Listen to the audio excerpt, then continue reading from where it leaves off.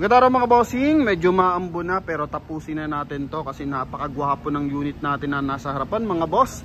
Classic and luxury car ang hanap mo. Eto na mga bossing, available tayo 2007 Mercedes-Benz na C350 AMG mga boss, yung kanyang concept. Eto sa mags pa lang mga bossing, tingnan mo naman. Okay, so ito mga bossing is 3.5 liters gasoline engine, 7-speed automatic transmission. So gano'n to katulin mga boss, 6.4 seconds mga bossing is marireach niya na ang 155 kph. So gano'n siya katulin mga bossing. Okay, marireach niya na agad yung 155 kph na speed mga boss. 6 na segundot kalahati lang mga boss ha. Yan, so meron pa siyang ductile, naka carbon fiber pa yan mga boss, harap at likod. Then sa mags is AMG yan mga boss. So genuine mags yan ng Mercedes-Benz mga boss. Pagdating sa loob naman, hindi ka mapapahiya kasi panalong panalo ka. May sunroof and same time dito sa interior, naka 7-speed automatic transmission to with paddle shift for sports mode mga boss. Okay, yan. Then mileage lang na ito mga bossing is only 45,251. So mamaya papakita ulit mga bossing ha.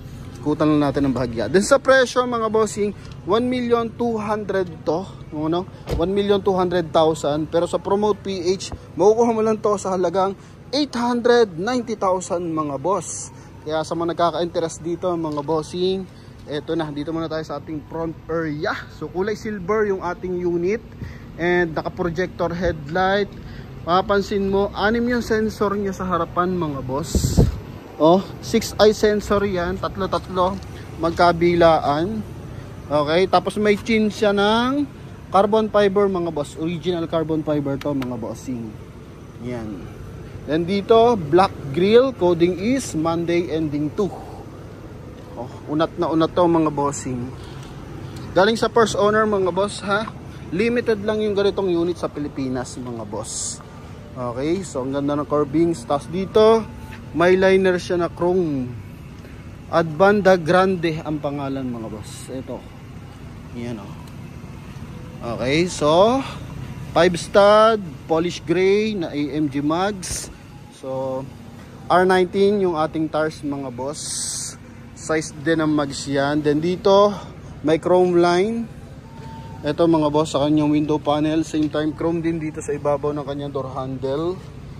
Okay. Then dito carbon fiber sa kanyang side mirror cover with signal light. Yan. So pasok tayo sa loob mga bossing. May seal guard na Mercedes-Benz. Sa nangangarap ng Mercedes-Benz, ito na pagkakataon nyo. May memory seat mga boss. Hanggang 3. Okay, chrome yung kanyang door opener. Then dito, kulay silver mga boss. Kulay gray yung ating leather mga bossing. Sa dashboard, eto naka dual airbag. Pagdating sa safety, may airbag din dito sa side. Then dito, may sunroof siya mga boss. Pwede mo din i-close. Then kulay black yung ating ceiling. Okay, pwede mo rin i-open mga boss. If ever na gusto mong makalanghap ng sariwang hangin. So close lang natin kasi medyo maambon mga boss. Then sa likod, ito. May armrest din siya mga boss. Yan. Sun visor with mirror to mga bossing, with light, LED lights pa. Yan.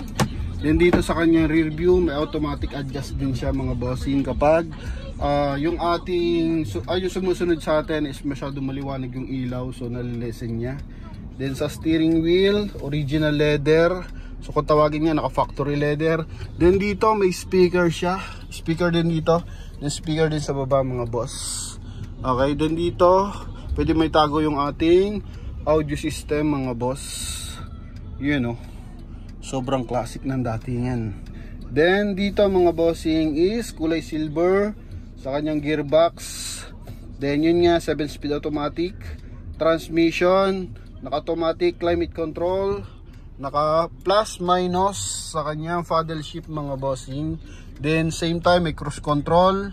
Then dito sa kabila yung kanyang para sa wiper mga boss, no? Dito sa kabilang side wala siyang handle.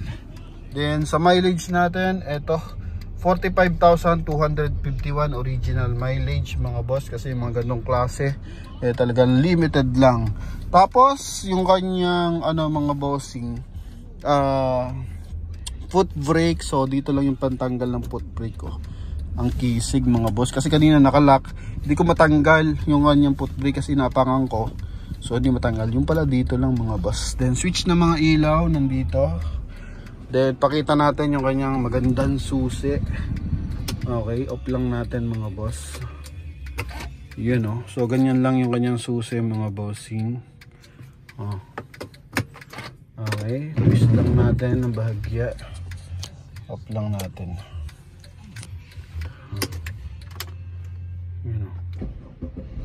Yun, one click mga boss. Key signal of mga bossing. Then kung gustong gamitin audio, yan, so naka 2D naman siya mga boss. Okay, dito lang, yun lang yung kanya yung kanyang LCD. May backback ng bahagya. Kumbaga sign na yan ng katandaan mga boss. So kung ayaw mong gamitin, pwede mo i-close siya mga boss. Okay, then sa memory seat, eto, kusang umadjust yung upuan. Dito natin try sa kabila. Yan mga boss, dito tayo. Yun, tapos dito, yun mga boss. Okay, so ganda ng concept sa loob. Yan, so dito lang naka-rubber matting, pero meron siyang original pa yan mga boss, galing na Mercedes-Benz. Itong nasa ilalim ng rubber, so stock siya. Okay, then kulay black yung mga hand grip. Ganda mga boss. Then sa presyo 890,000 lang to mga bossing ha. Yan, ito yung kanyang door panel. Okay. Wala tayong Camry today, pero ito mga boss, sobrang kisig naman ang ating Mercedes-Benz. Yan, sa likod meron siyang sariling aircon vent. Yan mga boss, may sarili rin siyang armrest. Okay. Yun lagay ng bottled water holder. Close mo lang if ever na gusto mo ng space. Yan. Sa gulong natin, radar yung ating tires mga boss na 90% red light R19. Buo ang ating mga taillight, headlight. Dito carbon fiber sa ibabaw. Yan carbon fiber yan mga boss, originally. Din dito rin dual exhaust mga boss with 4-eye sensor sa likuran. Yan. Sobrang kinis na ito, tsaka kisig mga bossing. Yung konting scratches, napakalit lang. Ito mga boss, discoloration lang ng konti. Kabilang side, upuan mga boss, maayos na maayos. Konting apak mo lang sa gas mga boss, ang ganda na response ng makina, gumaganon. Pakita lang natin yung kanyang armrest mga bossing. Ibang klase kasi yung armrest nya. Paano ko nga ito binuksan kanina? Ito pala, yun pahati pagitna yung hati nya. Okay, then dito bottled water holder. Dito is control para dun sa ating audio mga boss. Okay, panlipat pala ng channel to mga boss. Then kung gusto mo i-close, click mo lang siya. Glove box, di susi yung glove box, hindi pala ito. So dito mga bossing, may 12 volt socket. Ang ganda ng loob. Grabe, loob pala ng glove box, panalo ka na. So check natin yung kanyang engine bay. So 100% hindi to binaha mga boss ha. Yan. Alright, 890,000, may luxury car ka na mga bossing.